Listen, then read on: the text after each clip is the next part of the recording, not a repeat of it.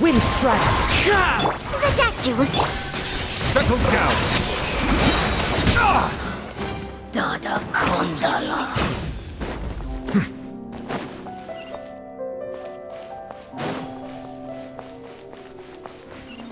Oh no! Another unstable path! Watch your step!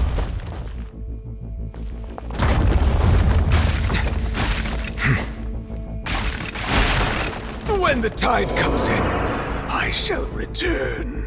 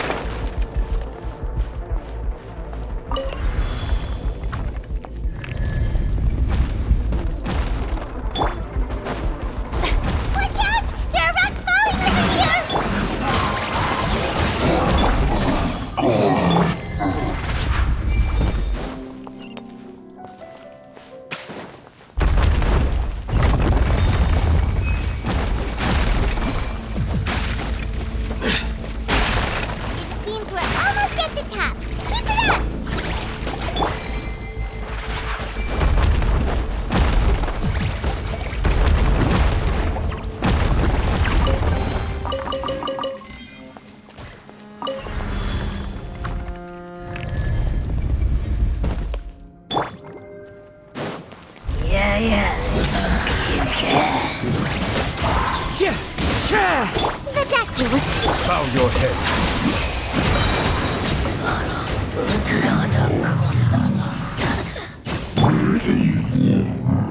Mind the side effects.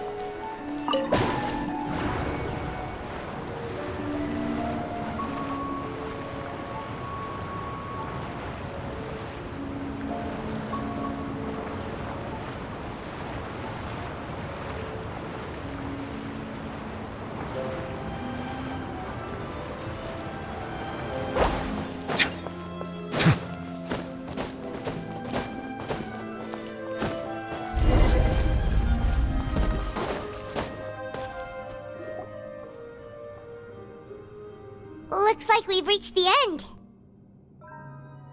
This is the place. There should not be any other hidden spaces in the vicinity. The path sure had some twists and turns, but it turns out that this place isn't actually that big.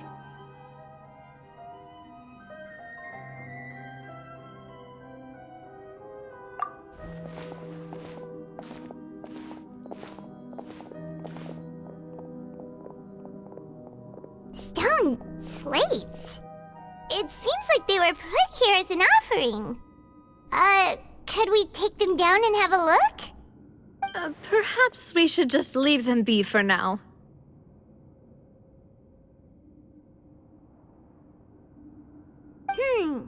There are 4 locations in total, but only 3 stone slates. The slate that should be in the first empty spot is missing. The surrounding walls also show signs of damage. There's something written below. Let Paimon see. Reason dictates that this nation be destroyed. I shall record the history of its future here in its past. Say what? It feels like someone left these slates and these words here for a purpose. But Does he mean that Fontaine should be destroyed? That would fit the circumstances dictated by the prophecy, yes. Indeed, the slate's contents correspond to it. Take the second slate, for example. There's a person kneeling here. She seems so dedicated. And there's a whole bunch of other people behind her doing the same. She's facing this... what is this? Some kind of island in the sky? And is that Lady Farina in the third image? Did the Hydro Archon fall into the water? And is that a ring of people around her? Paimon doesn't quite get it. Are they all in the water? The fourth image. I know this one. This exactly matches the content of the prophecy. The people will all be dissolved into the waters, and only the Hydro Archon will remain, weeping on her throne.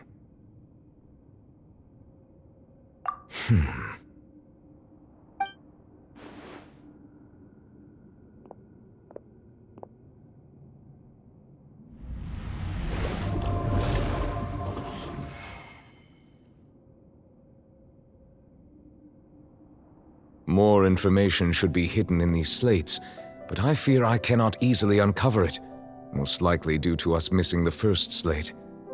I am very sorry. Don't blame yourself, Monsieur Neuvillette. Deciphering ancient stone slates isn't one of your duties. Ooh, Paimon's getting the chills just looking at these slates. This says that it's the history of the future, right? That means the prophecy's sure to come true. I really hope it doesn't mean that. Still, Paimon feels like these images are kind of weird when you look at them together.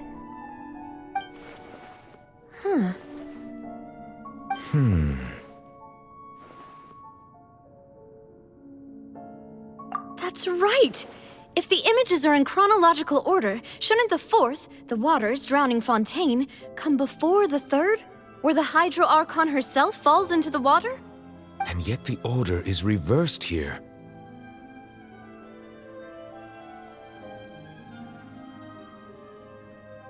If we go by timing, Lady Farina only emerges in the third image. That means that the person in the second image might be the previous Hydro Archon. Egeria, then. I had never met her, but her appearance here does match the records. The previous Archon kneeling before the floating island in the skies, as if confessing a sin. Did she herself commit that sin? And if not, why would she be in such a posture? Also, I'm still wondering why these ancient stone slates are here at all. Judging from their contents, could this place be the origin of the prophecy? Does that mean that someone, or some people, once saw these slates? But who would have created these slates and left these words here?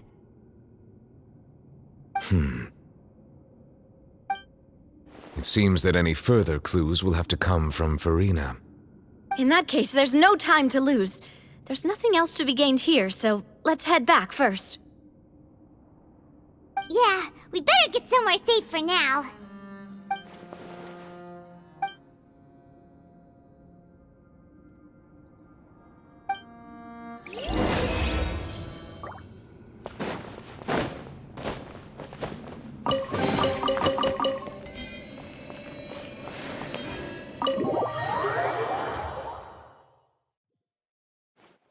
Let's split up here. I'm going to check on what's happening with the Spina. You know how it is. There's some things you just need to be there for yourself. You still have energy for that, Navia? Paimon's already beat. Just head back to the Fleuve Cendre and have a rest then. Thanks for keeping me company all this time. I'll depart as well. Thanks for your hard work today. Rest well, everyone. Traveler, I will go talk to Farina tomorrow morning to ask about the stone slates. I'm sure that you're concerned about this matter as well. If you have time, drop by my office. I will share the results of our discussion with you. talk to her about this directly? Will that be a problem? Paimon's getting a little scared now that it's come to this. She has long been harboring secrets and will not give them up easily, which makes it all the more my duty to ensure that she understands the present situation. Alright, we'll leave it in your hands then. You're probably the best person to talk to her anyway. I will be carefully considering my words tonight. Traveler, Paimon, our safe house at the Fleuve Cendre is always open to you, as ever. So please don't think you're an imposition. All right. I'll be on my way then.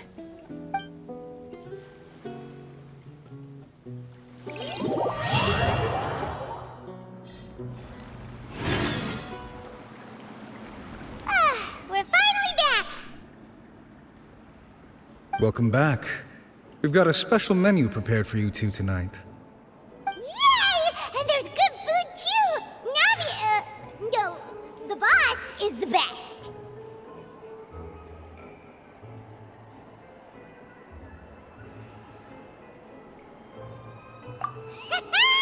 Ooh, desserts!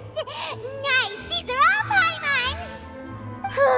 Paimon's already starting to forget what happened today.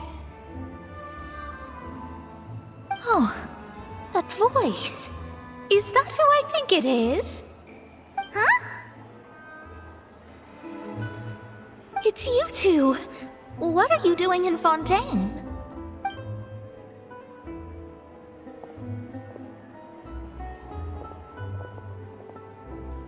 Mona?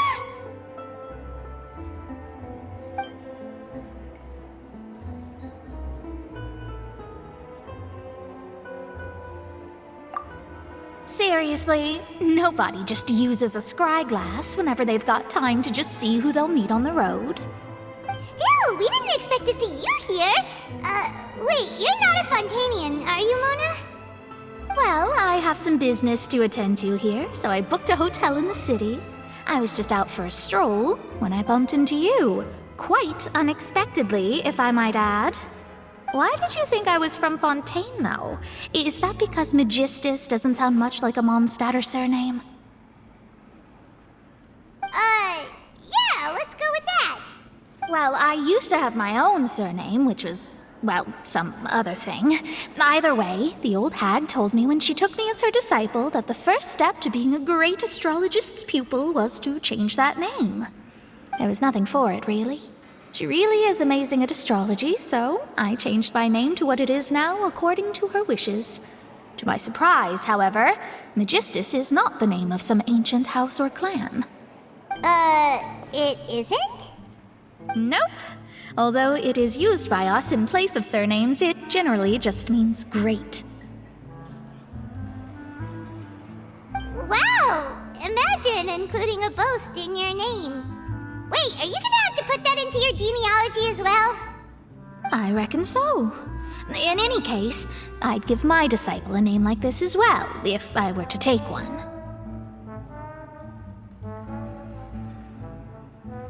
Astromancer Barbeloth Trismegistus. Whoa, that's a long one. Does it also mean great or something? My name means Mona the Great Astrologist. As for the old hag, hers is, in plain speech, the thrice-as-great Scholar of the Stars. Just take it as a title specific to astrologists. Thrice as great? That's so petty. I know, right? That's just how she is. She used to call herself Magistus, actually, but when she took me in, she changed her name to Trismegistus. Talk about excessive. Magistus is thus the calling card of our school, so to speak, which makes it about the same as a surname. It's all right if you don't get it. You can look into it further should you need to study astrology more deeply.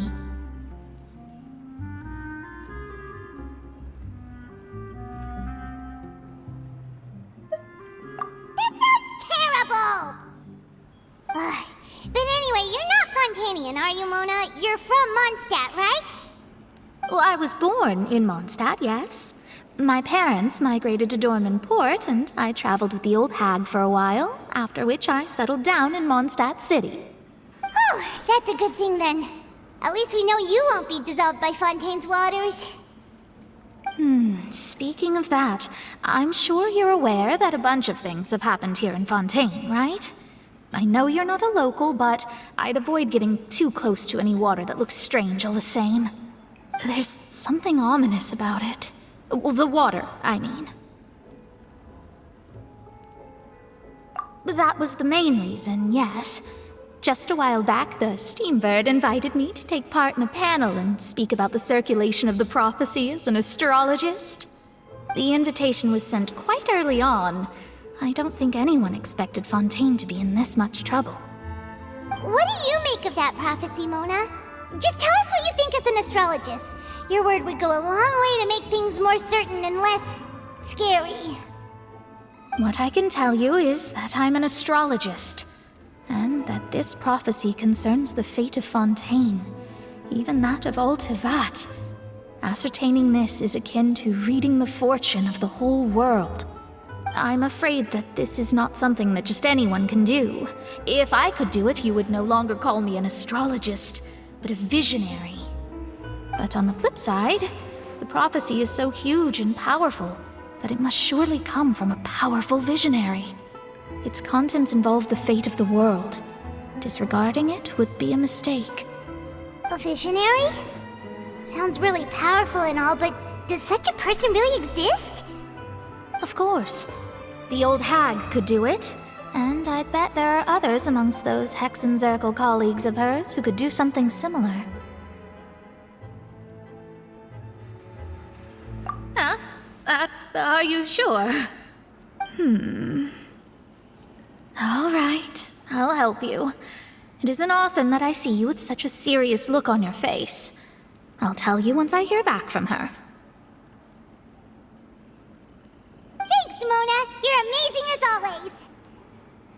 Oh, well, this is something only I can do after all. So yes, your praises are quite welcome. That's the greatest of astrologists for you! Of all the people we know, you know the star's the best! Indeed, indeed. That's the spirit. Oh, sorry. I came to see what all the commotion was about. If there's anything you need, do not hesitate to inform the Spina di Rosula. Oh, whoops. Guess we were getting a little too carried away there. Well, I'll go tend to my own business now. If I receive any news, I'll be sure to come find you two again. And there she goes, quick as rushing water. And here we are with the Spina guy giving us suspicious looks.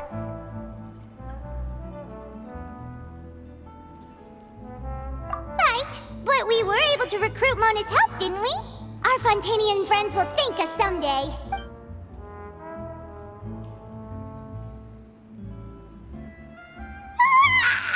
Good morning. To be honest, Paimon's still feeling kind of sleepy. But it's time to get up, Traveler. We agreed to go see Neuvillette, so let's pack it up and get going.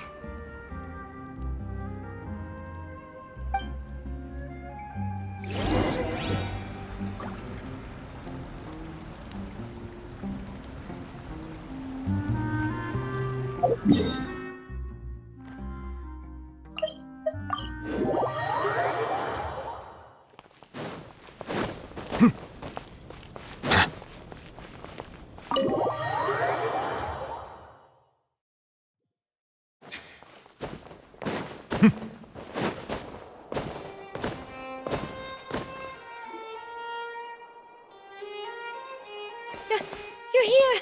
Finally! Is something wrong? Monsieur Neuvillette and Lady Farina, they seem to have gotten into a dispute. Please go see for yourself.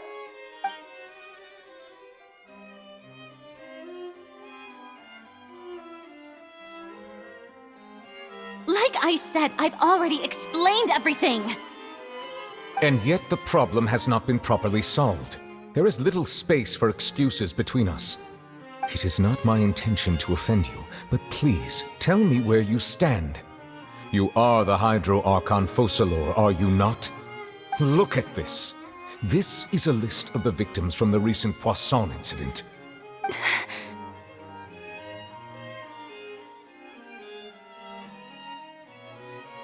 You mean... they're all... We did not arrive in time to avert this disaster, and I will not have it happen again. I will say this once more. You must tell me everything you know. Yesterday, I found 3 stone slates in some ancient ruins near Poisson. Do you know anything about those? Seriously? You're questioning me like this is a court case now. I don't know anything about that. But you found them in some ancient ruins, you say? That's correct, which is why I came to ask you some questions. There should have been 4 slates, but one of them was missing. The other 3 featured different images that seemed to correlate to the prophecy. The prophecy? The second of these slates depicts the previous Hydro Archon Egeria kneeling before a floating island in the sky, as if confessing something. Do you know nothing of this either? I don't. I've never seen such slates. I'll ask you again. Do you really have no information regarding the previous Archon? My deciphering of the slates indicates that the Hydro Archon Egeria once had to confess to, or apologize for, a certain sin. If anyone would know about it, it should be you. All gods don't have the same secrets, you know. She was herself and I'm me. Is it really so strange that I know nothing? I understand your concerns, but I'm sorry. I just don't have anything to tell you. Forgive me for saying this now, Lady Farina, but I have long known of your various secret investigations into certain matters. There are several indications that you have been investigating the prophecy on the sly. This is not strange in itself, considering that you are the Hydro Archon. But it is strange that you should also claim to not know any of Egeria's secrets, as well as do nothing following your inquiries. You have never been as superficial as you have presented yourself to be, nor are you a fool. And yet, your behavior is very inconsistent.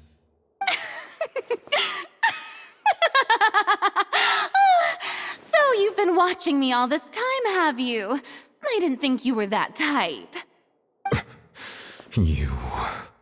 Well, since you know about my secret investigations, then you should know I'm actually working to take care of it. There's no point questioning or suspecting me.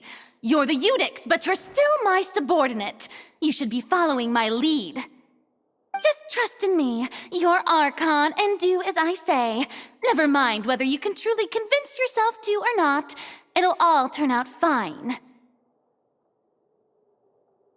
That's all I have to say.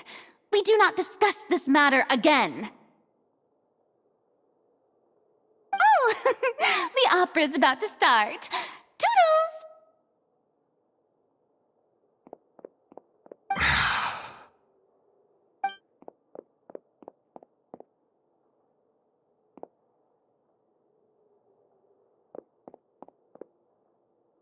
Did Farina not notice us standing by the door? Wonder what's up with her. She was smiling. She didn't seem in the mood to care if we were listening in or not.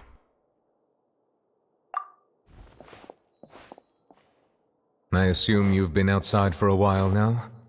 Oh, you noticed. Seems Farina didn't even realize we were here. She was in a great panic, though I cannot discern the reason. Our discussion reached impasses time and again, a state of affairs that we cannot allow to continue. Still, I do not understand. Dialogue is the basis for understanding, so why did she keep refusing to engage?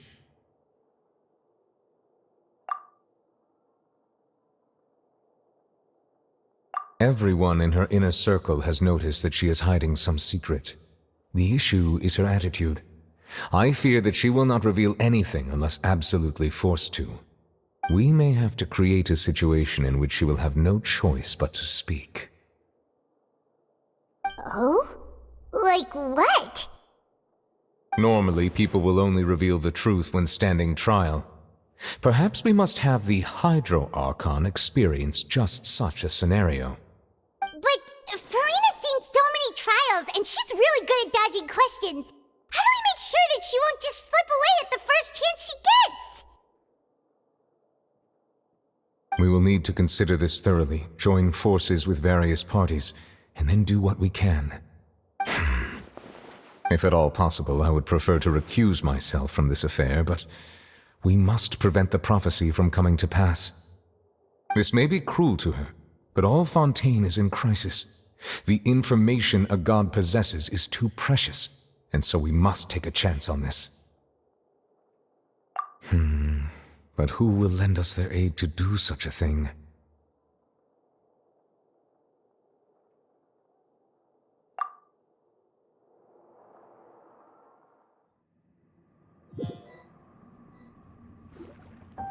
Well, that's everyone, huh?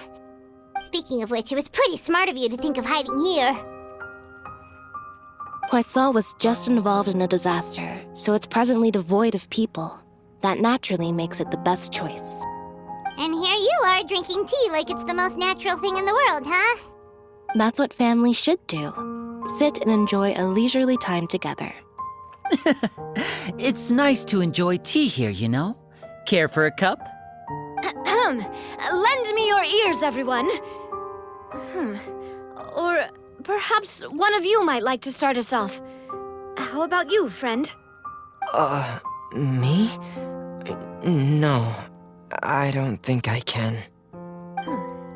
Then, how about you, good sir? I fear that I will cause the mood on this boat to become as somber as it is in court. Well then, I guess we're lucky we've got a local like me to organize things. Wonderful, the spotlight at last. I guess I'll be facilitating things from here. That was a little long-winded, don't you think? Oh, you might be right. Anyway, to cut to the chase, our friend here, the Traveler, has brought us together to discuss something. As for what that is, well, let's start by saying that we'll be pooling our efforts together to create a series of traps. Oh, how intriguing. Well, it's just an expression, really. One that I just learned from Chlorand, and used on the spot. So, let's invite her to explain in detail. A round of applause, please.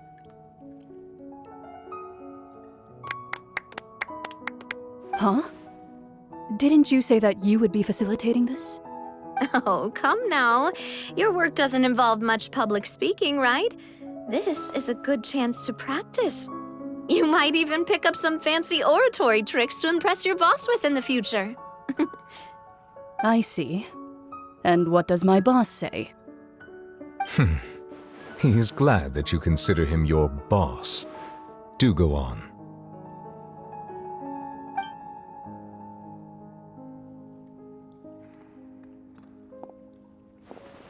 In that case, do any of you have experience hunting? Not that I recall. Fremine and I once used a wooden stick in a basket to catch wild rabbits when we were younger. As for Lynette, oh, right. You were sick that day, weren't you? I've also gone diving to catch some fish before. Does that count? I'm afraid not. You may or may not have heard, but Fontaine once played host to a group known as the Marechaussee Hunters. Though that was their name, they did not hunt animals, but rather various monsters left behind by the ancient dynasty of King Remus. Today, Fontaine's monster population has already thinned greatly, so the hunters have blended back into society, taking up arms in other lines of work.